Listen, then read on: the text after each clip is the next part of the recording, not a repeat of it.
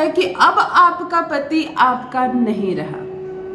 आपका नहीं रहा इसका ये बिल्कुल मतलब नहीं कि उसने विवाह कर लिया दूसरे के साथ या वो दूसरे के साथ संबंध में है, बिल्कुल नहीं। कभी कभी हमें ऐसा लगने लगता है जैसे कि ये क्या कर रहा है मेरे साथ, सिर्फ टाइम पास कर रहा है, मुझको ना मान सम्मान देता, ना मुझसे प्रेम करता, ना मुझसे बात करता, ना अपने सुख दुख को साझा करता है, ना अपने हृदय की बात मुझे बताता है, ना मेरे दिल की सुनता है। फिर ये रिश्ता कहाँ जा रहा है? कौन आ गया इस रिश्ते के बीच? कोई तो है जो इसके कान भर रहा है। कान भरना एक बहुत बड़ा शब्द है। कहीं घर में जो माँ है उसी तो देखी नहीं जा रही बेटे और बहू की खुशी। कहीं किसी सौतन का तो चक्कर नहीं। अक्सर दफ्तर में काम करने वाली लड़कियों की तारीफ करता रहता है, कहीं किसके प्रभाव में तो नहीं आ गया। कहीं कोई मेरे भोले भाले पति से पैसे ऐंठने के लिए उसको अपनी मुट्ठी में तो नहीं रख रही।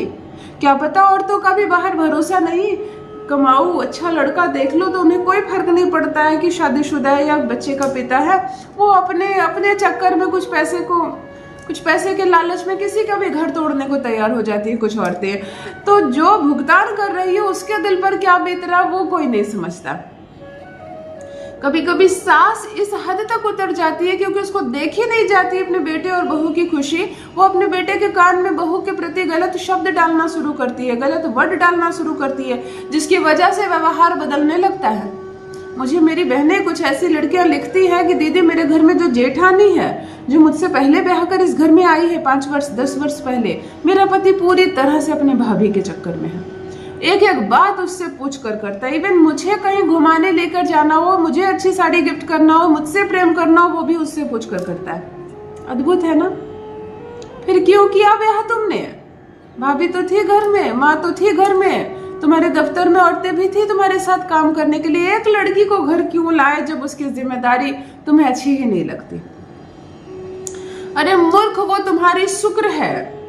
तुम्हारी भाभी माँ तुमको कितनी भी प्यारी क्यों ना हो, वो तुम्हारी भाभी है, वो तुम्हारे बड़े भाई की पत्नी है। वो जाएंगी उनके साथ, तुम्हारे साथ तुम्हारी ही पत्नी रहेगी।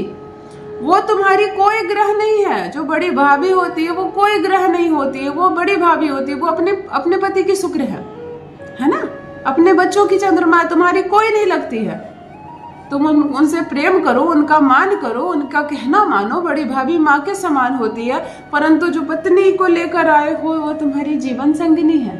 माँ के चक्कर में, भाभी के चक्कर में, बाहर वाली औरतों के चक्कर में अगर इसका दिल दुखा रहे हो, ये तड़प रही है, ये सिसक रही है, फिर तुम आगे नहीं बढ़ोगे। मेरा काम समझाना है, समझाया मैंने। नहीं मानोगे तो वही अवस्था रहो। अगर मेरी बहनों आपको लगता है कि आपका पति किसी के प्रभाव में आ गया है, आपके पति को कोई अपनी मुट्ठी में रख रहा है, आपकी जो सास है वो चला रही है, संचालित कर रही है आपकी गृहस्थी, आपकी जो जेठानी है वो जैसे चाहे वैसे नचा रही है आपके पति को, वो जहाँ काम करता है वहाँ की लड़कियां उसको घुमा रही है, या पर्टिकुलर एक विशेष औरत के चक्कर में वो पड़ा हुआ है जिसकी वजह से वो आपको मायके पहुंचा देता है, आपका मान सम्मान नहीं करता, आपसे प्रेम नहीं करता, आपको खर्चा नहीं देता, आपके आंसू उसको नकली लगते हैं। जो भी बाधा है, जो भी अदर पर्सन की वजह से आपकी गृहस्थी में जो भी समस्या है, चलो करते हैं उसको दूर। सौतन होगी तो भाग जाएगी अपने घर वापस। माँ दखल देना छोड़ देगी तुम दोनों के रिश्ते में। भाभी होगी तो जाएगी भैया के पास, और अन्य औरत का जो भी प्रभाव होगा वो भ्रम टूटेगा। उस भ्रम से निकलेगा तुम्हारा पति तुमसे प्रेम करेगा, तुम्हारे वश में होगा, तुम्हारी हर बात मानेगा, गुलामी ना करे तुम्हारी तो कहना। जान लीजिए प्रथम मैं कौन हूँ। नमस्कार दोस्तों, मैं हूँ खुशबू सिंह। बहुत स्वागत, बहुत अभिनंदन करती हूँ आप सबका अपने YouTube चैनल ज्योतिष ज्ञान में। कैसे हैं आप और घर में सब कैसे हैं? मेरे कमेंट सेक्शन में जय माता दी, हर हर महादेव अवश्य लिखें। अपनी खैरियत मुझे जरूर बताएं। पढ़ती हूँ हाथ की रेखाएं, पढ़ती हूँ जन्म कुंडली, और आप कुछ ना कहें तो आपका चेहरा भी पढ़ लेती हूँ। करम है, कृपा है ऊपर वाले की, प्रेम है आप सबका।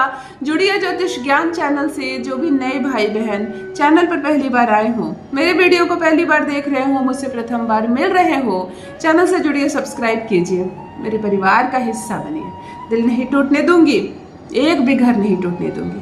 यकीन मानिए, चाहे परेशानी कितनी बड़ी भी क्यों ना आ गई हो, चाहे मुसीबत आ गई हो आपके घर में, औरत के रूप में कोई सौतन आ गई हो, दस्तक दे रही है आपकी गृहस्थी तोड़ने की, सब ठीक हो जाएगा, सब ठीक हो जाएगा। रास्ते में आने वाली हर परेशानी, हर बाधा से आप मुक्त हो जाएंगी। आपका पति सिर्फ आपका होकर रहेगा।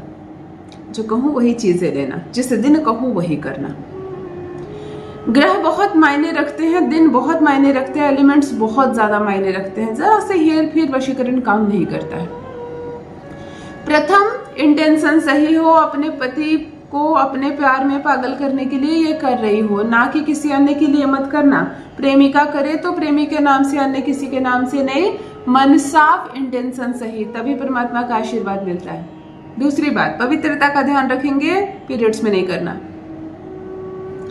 एक नई चाकू खरीद कर लाना, आराम से, हाथ वाथ नहीं काट लेना, कांड मत कर लेना। 10-20 रुपए की मामूली सी कोई भी एक छोटी सी चाकू खरीद कर ले आना।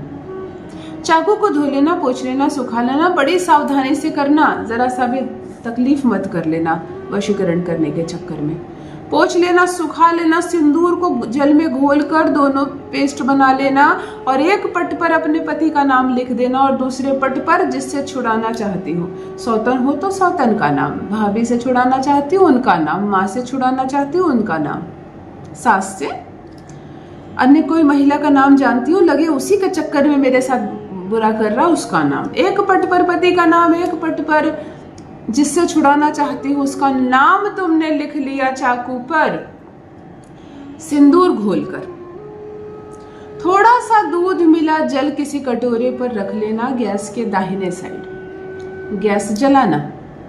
ये प्रयोग केवल मंगलवार या शनिवार को करना, सूर्य अस्त के बाद। सूर्य ढल जाए उसके बाद जब भी करना, रात तक करना, 12 बजे रात से पहले कर लेना। तेज छुरी, आग तेज जलाना और आग में जाकर सेकना, जिधर पति का भी नाम है और जिधर उसका भी, दोनों जलेगा, दोनों जलेगा। और जलाते वक्त ये कहना, जो भी बंधन है, जो भी बाधाएं हैं, जो भी महिला है, जो औरत है, जो कोई भी इंसान है जिसके प्रभाव में मेरा पति आ गया है, मुझसे प्रेम नहीं कर रहा है, बाधा हो रही है मेरी गृहस्थ जीवन में, मुक्त हो, मुक्त हो, मुक्त हो, ऐसे वचन कहकर गरम गरम चाकू उस दूध मिले जल में झनाक से डाल देना। झन की आवाज आएगी, ठंडी पड़ेगी दूध और जल से। चंद्रमा, आहा, जो लोहे का चाकू तुमने दबाया वो शनि, लाल रंग के सिंदूर का प्रयोग तुमने किया वो मंगल।